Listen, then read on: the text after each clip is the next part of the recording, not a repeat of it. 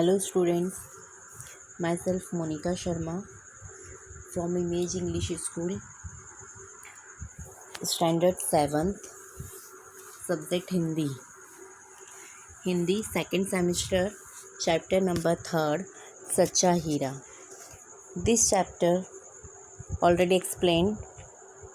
Next we learn next exercise, Shabdarth.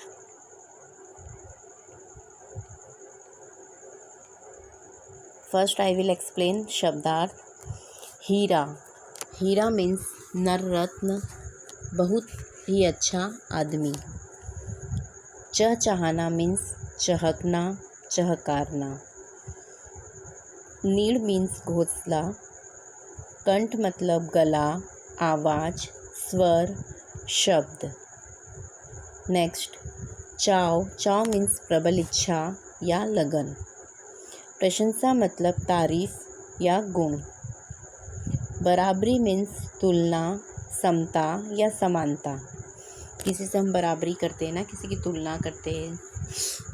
सब बराबरी means तुलना, समता और समानता. सामर्थ्य मीन्स बल या योग्यता. पछाड़ना मीन्स हराना, पटकना या गिराना.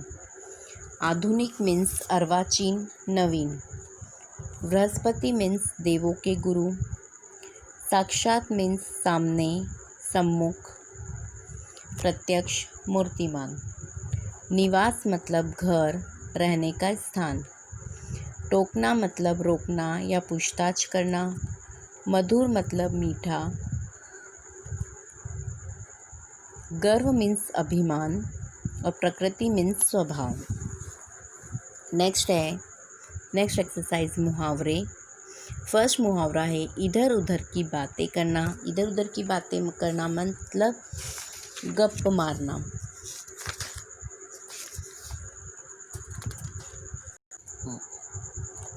इधर उधर की बातें करना मीन्स गप्पे लगाना या व्यर्थ की बातचीत करना भी होता है. और इसका वाक्य में प्रयोग में आप लिखेंगे इधर उधर की बातें करते हुए तीनों मित्र घर लौट आए. आप ये वाक्य मन से भी बना सकते हैं. सेकेंड है लाखों में एक होना मतलब विशिष्ट होना. वाक्य है गांधी जी जैसा नेता लाखों में एक होता है. नेक्स्ट है पछाड़ देना मीन्स हरा देना या गिरा देना, हराना या गिराना. वाक्य है दुबले पतले युवक ने कुश्ती में पहलवान को पछाड़ दिया. नेक्स्ट है बराबरी करना मीन्स मुकाबला करना. वाक्य है हमारे गांव के पहलवान की बराबरी कोई नहीं कर सकता. नेक्स्ट है सच्चा हीरा होना.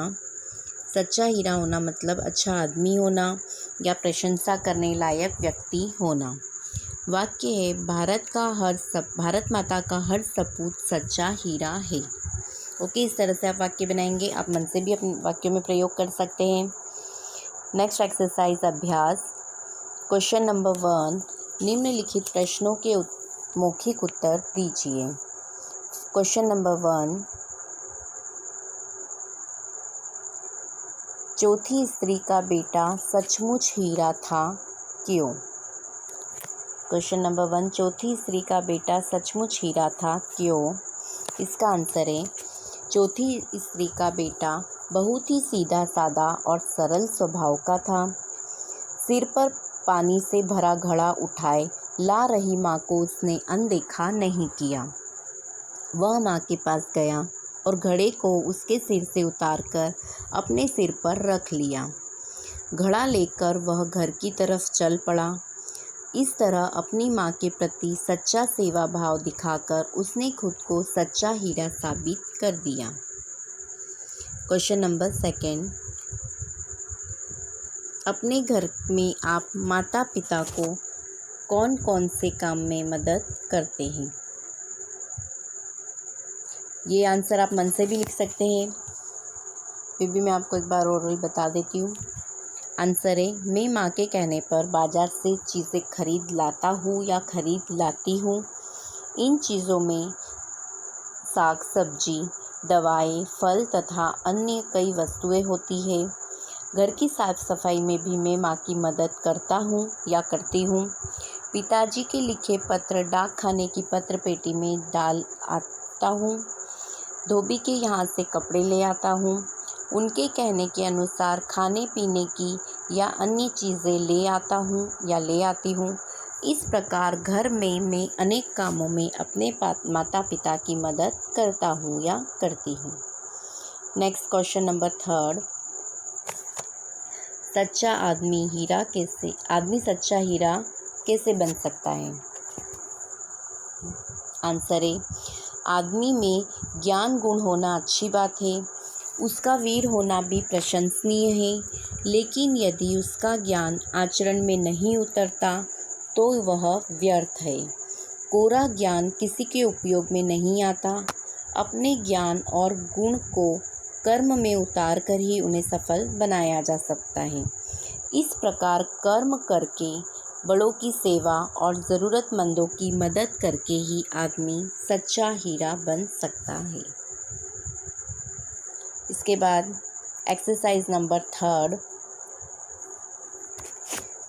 नंबर 3 कहानी की चर्चा करके छात्रों से लेखन करवाई। ये कहानी मैं आपको कल नेक्स्ट लेक्चर में एक्सप्लेन करूँगी। ये और 4 नंबर की कहानी, निम्नलिखित अपूर्ण कहानी को अपने शब्दों में मौखिक या लिखित लिखिए। ये 2 कहानी आपको लिखनी है, ये इस चैप्टर में ही CW में ही लिखनी है। इस चैप्टर के बाद ये दोनों कहानी मैं आपको ओरली कल एक्सप्लेन करूँगी नेक्स्ट लेक्चर में, और इसकी पिक्स भी भेजूँगी। Next we learn next exercise.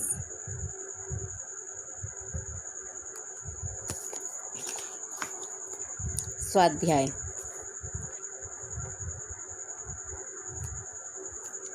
We learn next exercise स्वाध्याय। क्वेश्चन नंबर 1, निम्नलिखित प्रश्नों के उत्तर लिखिए। क्वेश्चन नंबर 1, पहली स्त्री ने अपने बेटे की प्रशंसा कैसे की? पहली स्त्री ने अपने बेटे की प्रशंसा कैसे की? आंसर है, पहली स्त्री ने कहा कि मेरा बेटा लाखों में एक है, उसका कंठ बहुत मधुर है, वह बहुत अच्छा गाता है, उसके गीत को सुनकर कोयल और मैना भी चुप हो जाती है, लोग बड़े चाव से उसका गीत सुनते हैं, भगवान सबको मेरे जैसा बेटा दे। इस प्रकार पहली स्त्री ने अपने गायक बेटे की प्रशंसा की। नेक्स्ट क्वेश्चन नंबर 2, दूसरी स्त्री ने अपने बेटे की तारीफ में क्या कहा?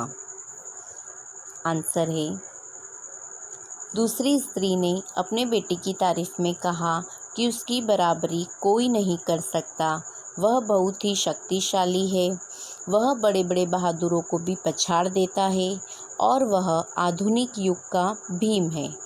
इस तरह दूसरी स्त्री ने अपने बेटे के बल का बखान किया।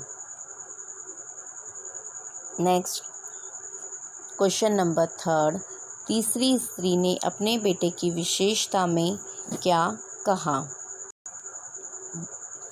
आंसर है, तीसरी स्त्री ने कहा कि मेरा बेटा साक्षात बृहस्पति का अवतार है, वह जो कुछ पढ़ता है वह उसे एकदम याद हो जाता है, ऐसा लगता है मानो उसके कंठ में सरस्वती का निवास हो। इस प्रकार तीसरी स्त्री ने अपने बेटे की बुद्धि की तारीफ की। नेक्स्ट क्वेश्चन नंबर 4, चौथी स्त्री ने अपने बेटे का परिचय कैसे दिया?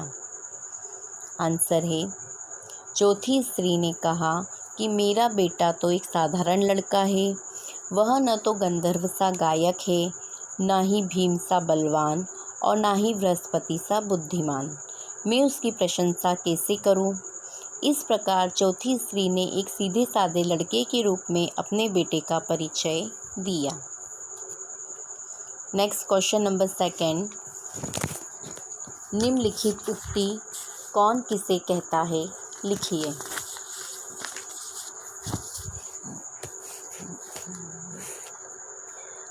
First number, who said to whom, कौन किससे कहता है। Second number question, first number, यही सच्चा हीरा है, यह वाक्य किसने किसे कहा? यही सच्चा हीरा है, यह वाक्य एक वृद्ध महिला चारों स्त्रियों से कहती है। सेकंड नंबर, माँ लाओ मैं तुम्हारा घड़ा पहुँचा दूँ। यह वाक्य किसने कहा? यह चौथा स्त्री का बेटा अपनी माँ से कहता है। थर्ड नंबर, सुनो मेरा हीरा गा रहा है। यह वाक्य पहली स्त्री अन्य स्त्रियों से कहती है। फोर्थ नंबर, देखो यही है मेरी गोद का हीरा। यह वाक्य तीसरी स्त्री अन्य स्त्रियों से कहती है। फिफ्थ नंबर, देखो वह मेरा लाडला बेटा आ रहा है। दूसरी स्त्री अन्य स्त्रियों से कहती है। मैं वापस से रिपीट कर रही हूँ। फर्स्ट नंबर, यही सच्चा हीरा है। यह उक्ति एक वृद्ध महिला चारों स्त्रियों से कहती है। सेकंड नंबर, माँ लाओ मैं तुम्हारा घड़ा पहुँचा दूँ। यह उक्ति चौथी स्त्री का बेटा अपनी माँ से कहता है। थर्ड नंबर, सुनो मेरा हीरा गा रहा है। यह उक्ति पहली स्त्री अन्य स्त्रियों से कहती है। फोर्थ नंबर, देखो यही है मेरी गोद का हीरा। यह उक्ति तीसरी स्त्री अन्य स्त्रियों से कहती है। फिफ्थ नंबर, देखो वह मेरा लाडला बेटा आ रहा है। यह उक्ति दूसरी स्त्री अन्य स्त्रियों से कहती है। Answer is completed and all exercise is completed. 2 कहानी है। I will explain in next lecture. Next है भाषा सज्जता। भाषा सज्जता में निम्नलिखित वाक्यों को पढ़िए। हम भी तुम्हारे साथ चलते हैं। नेक्स्ट है आज स्कूल में छुट्टी है। थर्ड नंबर है रमेश बाग में खेलता है। चलते हैं, छुट्टी है, खेलता है, इन वर्ड के नीचे अंडरलाइन है। उपयुक्त वाक्यों में रेखांकित किए गए चलते हैं, छुट्टी है, खेलता है, ये शब्द क्रिया हो रही है। क्या हो रही है? ये क्रिया हो रही, वर्ब है, ऐसा बोध कराते हैं। क्रिया के जिस रूप से क्रिया होती है, क्रिया के जिस रूप से क्रिया होती है या हो रही है ऐसा बोध होता है, उसे वर्तमान काल कहते हैं। जैसे खेलता है, छुट्टी है, चलते हैं, खा रहा है, चल रहे हैं, बोल रहे हैं, ये जो वर्ब होती है ये क्या होते हैं? ये वर्तमान काल का बोध कराते हैं, मतलब प्रेजेंट में अभी ऐसा हो रहा है। नेक्स्ट है निम्नलिखित वाक्यों में से वर्तमान काल की जानकारी देने वाले शब्द को रेखांकित कीजिए। फर्स्ट है मैंने उसे फूल दिया। दिया है वो क्या है? ये वर्तमान काल का बोध करा रहा है, तो इसके नीचे अंडरलाइन करेंगे। फिर मैं बाजार जाता हूँ। जाता हूँ ये क्या है? वर्तमान काल का ये जानकारी दे रहे हैं, जाता हूँ। बच्चे मैदान में खेल रहे हैं। खेल रहे वर्तमान काल है। चूहे उछल कूद कर रहे हैं। उछल कूद कर रहे थे। ये तो वर्तमान काल नहीं है, इसलिए इसको आपको नहीं करना है। नेक्स्ट है यह विद्यालय जा रहा है। जा रहा है ये भी वर्तमान काल है। फिर हम प्रयाग जाएंगे। जाएंगे मतलब ये भविष्य काल हो गया है ना, और ये भविष्य काल हो गया, और जा रहे थे ये भूतकाल हो गया, पास्ट। तो ये दोनों नहीं है, बाकी जो भी अंडरलाइन करे है 5 सेंटेंस, ये सेकंड, थर्ड और ये फोर्थ, ये वर्तमान काल की जानकारी दे रहे हैं, इसके नीचे आपको अंडरलाइन करना है। नेक्स्ट है निम्नलिखित वाक्यों को पढ़िए। मीना कल मुंबई गई। सेकंड है हेमंत ने पत्र लिखा। थर्ड है माँ ने दिया जलाया। एंड फोर्थ नंबर गीता ने पानी पिया। उपयुक्त वाक्यों में रेखांकित किए गए शब्द गई, लिखा, जलाया, पिया, क्रिया पूरी हो गई है ना, मतलब ये काम हो गया है, मतलब मीना कल मुंबई गई मतलब वो चली गई, ये काम हो गया। फिर हेमंत ने पत्र लिखा तो हेमंत ने पत्र लिख लिया। फिर माँ ने दिया जलाया तो माँ ने दिया जला लिया। गीता ने पानी पिया मतलब गीता ने पानी पी लिया। तो ये कैसा बोध कराते हैं कि यह क्रिया पूरी हो गई है, ऐसा बोध कराते हैं। क्रिया के जिस रूप से क्रिया हो गई है ऐसा बोध होता है, उसे भूतकाल कहते हैं। मतलब जो काम हो गया है और उसके लिए ऐसा बोला गया है कि वो गया, उसने लिखा, उसने जलाया, उसने पानी पिया, तो ये क्या काय का बोध कराते हैं, ये भूतकाल, उसे भूतकाल कहते हैं, पास्ट। नेक्स्ट है, निम्नलिखित वाक्यों में भूतकाल की जानकारी देने वाले शब्द को रेखांकित कीजिए।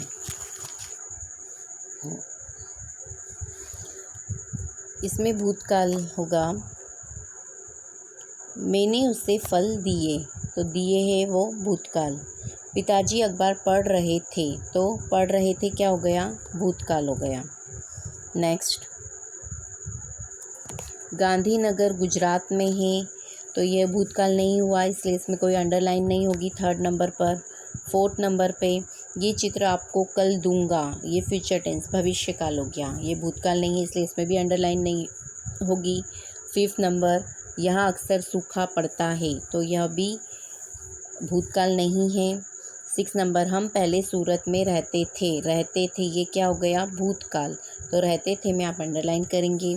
फिर सेवन नंबर, सोमनाथ ज्योतिर्लिंग है, तो ये भी भूतकाल नहीं है, इसलिए इस सेंटेंस में आप कोई भी अंडरलाइन नहीं करेंगे। नेक्स्ट, निम्नलिखित वाक्यों को पढ़िए। अब्दुल कल आएगा, लड़के शाम को खेलेंगे, मीना गुड़िया खरीदेगी और डाकिया डाक लाएगा। ये सब का कार्य किस में हो रहे हैं, भविष्य काल में। आएगा, खेलेंगे, खरीदेगी, लाएगा, खाएंगे, पिएंगे, ये वाले जो शब्द है ये काय का बोध कराते हैं। उपयुक्त वाक्यों में रेखांकित किए गए शब्द आएगा, खेलेंगे, खरीदेगी, लाएगा क्रिया होने वाली है, हुई नहीं है, होने वाली है। ये ऐसा बोध कराते हैं, क्रिया की जिस रूप से क्रिया होने वाली हो ऐसा बोध होता है, उसे भविष्यकाल कहते हैं। मतलब जो काम बाद में होने वाला है, अभी हुआ नहीं है, होगा कभी, वह भविष्यकाल कहलाता है, उसे भविष्यकाल कहते हैं। निम्नलिखित वाक्यों में से भविष्यकाल की जानकारी देने वाले शब्द को रेखांकित कीजिए। इसमें कौन कौन से भविष्यकाल वाले वर्ड। फर्स्ट सेंटेंस है, माली बाग में से फूल चुनेगा, ये क्या है, भविष्यकाल है। फिर हम हिंदी सीखते हैं, इसमें कोई भविष्यकाल का वर्ड नहीं है। थर्ड है, पिंकल कल कहानी की किताब लाएगी, ये भविष्यकाल का वर्ड, इसके नीचे अंडरलाइन करना है। फिर मैं शिक्षक बनूंगा भविष्यकाल है। फिर फिफ्थ नंबर, कोमल छठी कक्षा की छात्रा थी, यह भविष्यकाल नहीं है, यह भूतकाल है। अनिल कल पतंग उड़ाएगा क्या आ गया आपका, भविष्यकाल। मैं बस में जा रहा था, ये दोनों था और थी, ये आपके हो गए भूतकाल, इसलिए इन पर अंडरलाइन नहीं होगी।